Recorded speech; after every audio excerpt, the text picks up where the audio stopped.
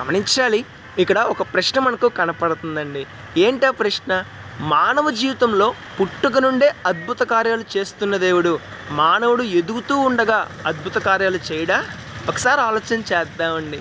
మానవ జీవితంలో మానవుడు పుట్టక మునిపే అద్భుత కార్యాన్ని చేసిన దేవుడు, చేస్తూ ఉన్న దేవుడు, మానవుడు గర్భంలో పిండంగా రూపించబడ్డప్పటి నుంచి గర్భము నుండి బయటకు వచ్చేంత వరకు అద్భుత రీతిగా పోషిస్తూ, భద్రపరుస్తూ, కాపాడుతూ నడిపించిన దేవుడు మానవుడు గర్భం నుండి బయటకు వచ్చిన తర్వాత ఎదుగుతూ ఉండగా అద్భుతాలు చేయడా? తప్పకుండా చేస్తాడండి. తప్పకుండా అద్భుత కార్యాన్ని చేస్తాడు.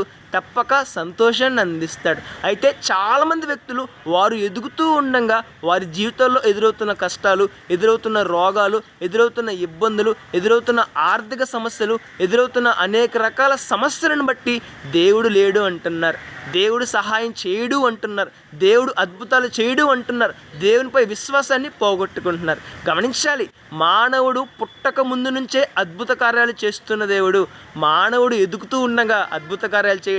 తప్పక చేస్తాడు. మనం విశ్వాసం ఉంచాలి, దేవుని నమ్మాలి, దేవుని విశ్వాసం ఉంచాలి, దేవునిపై విశ్వాసంతో ఎదగాలి. దేవుడు చేస్తాడు అన్న నమ్మకాన్ని కలిగి ఉండాలి. మరి మనకు నమ్మకం ఉందా? విశ్వాసం ఉంచుతున్నామా? ఒకసారి ఆలోచన చేద్దాం, మన జీవితాన్ని మార్చుకుందాం. May God bless you.